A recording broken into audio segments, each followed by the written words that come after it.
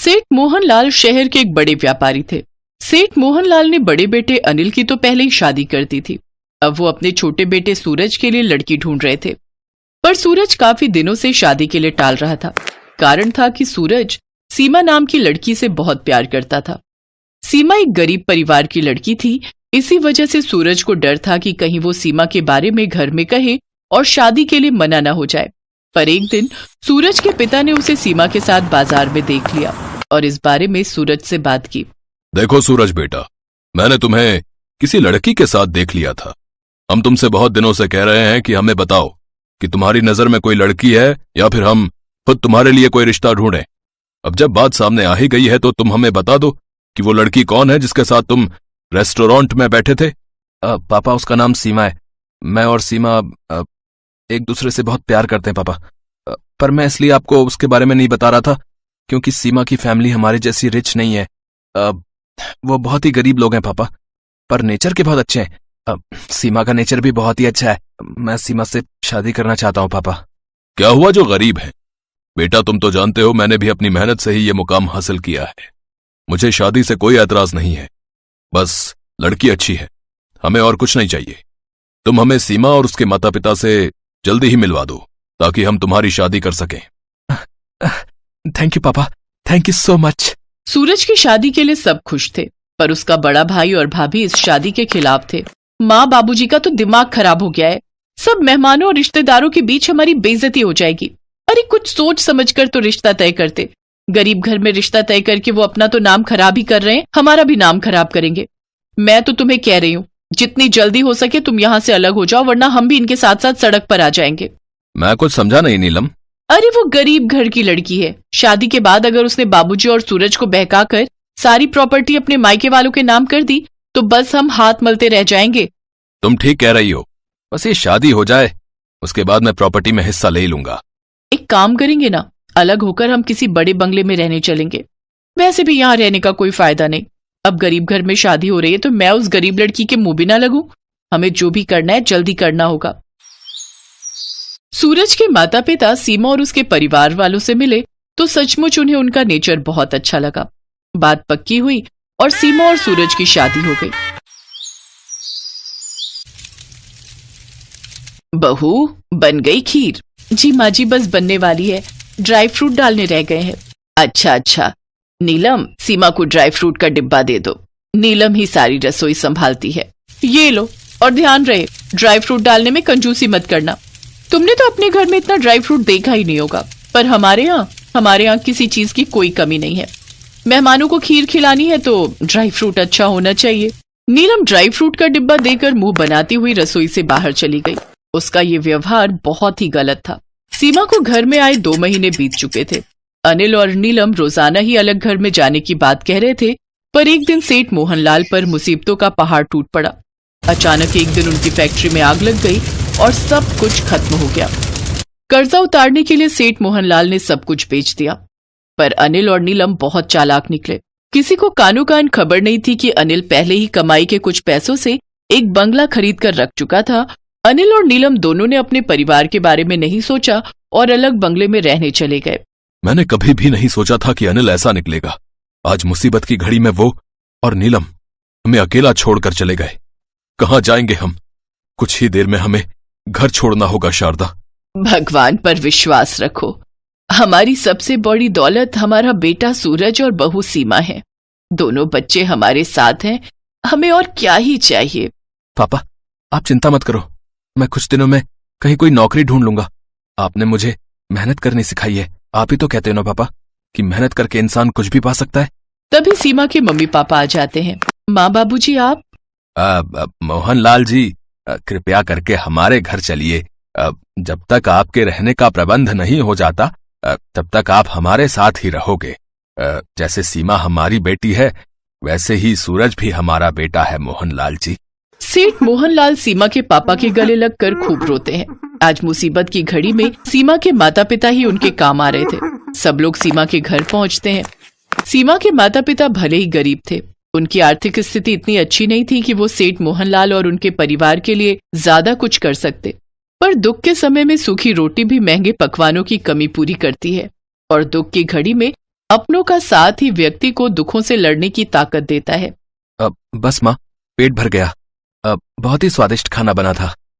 मैं चलता हूँ, किसी को नौकरी के लिए बुला हुआ था। बहन जी, हम बहुत किस्मत वाले हैं जो हमें आपके जैसे समधी मिले, पर हमारी सीमा अपने ससुराल में कोई सुख नहीं देख पाई, इसी बात का अफसोस है। हम तुम्हें कोई खुशी नहीं दे सके बहू। माँ जी, अपनों का प्यार और साथ ही तो सबसे बड़ी खुशी होती है। आप सब मेरे साथ हो तो मैं बहुत खुश हूँ। शारदा, अब से बस हमारा एक ही बेटा है, सूरज। अब अनिल से हमारा कोई वास्ता नहीं रहेगा।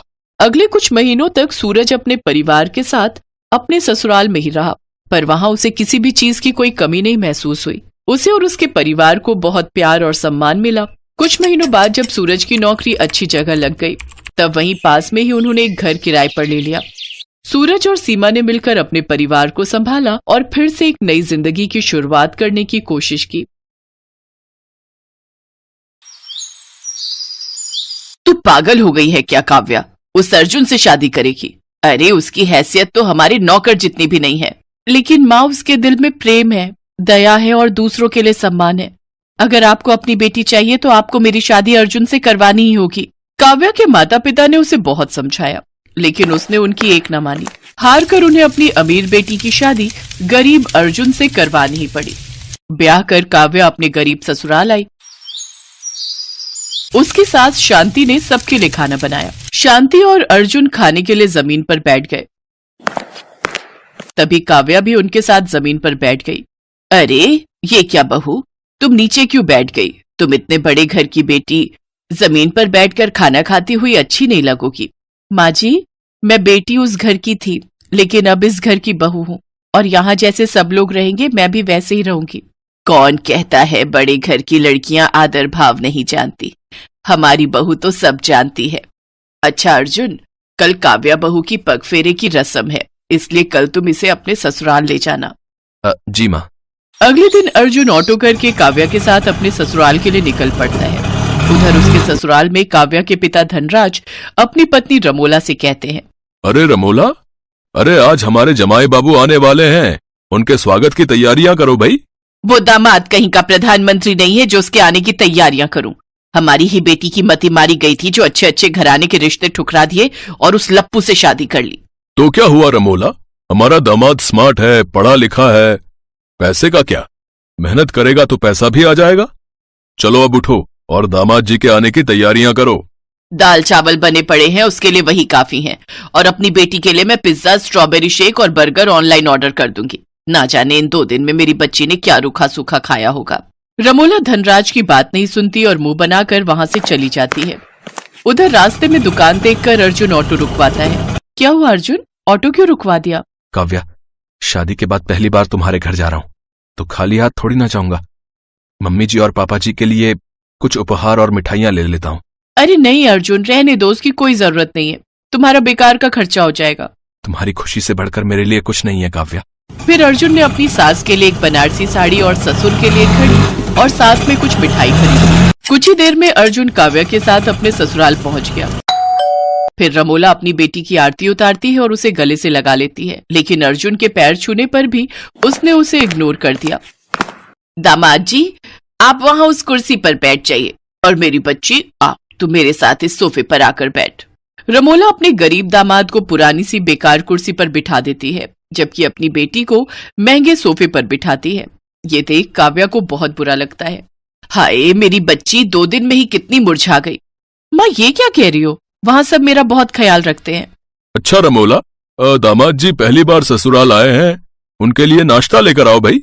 कुछ देर बाद रमोला एक प्लेट में नींबू पानी और कुछ बिस्किट लाकर अर्जुन के सामने पटक देती है। रमोला, ये क्या, तुम दामाद के लिए नींबू पानी लाई हो? अरे इन गरीब लोगों को दूध, रबड़ी, गाजर का हलवा, ये सब शाही चीजें हजम नहीं होती। इनके लिए नींबू पानी ही ठीक है। जल्दी पी लीजिए दामाद जी। दाल चावल बने हुए रखे हैं, फिर वो भी खा लेना। काव्या बेटी, तू मेरे साथ अंदर चल।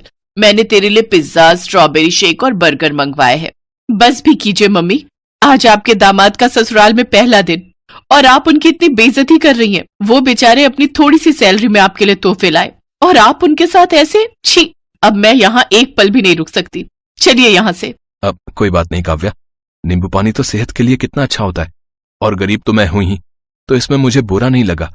तो तुम्हें क्यों लग रहा है? मम्मी जी, पापा जी, जो आपने अपनी इतनी संस्कारी बेटी को मेरी जीवन संगिनी बनाया है, मैं आपसे वादा करता हूं मैं काव्या को हमेशा खुश रखूंगा।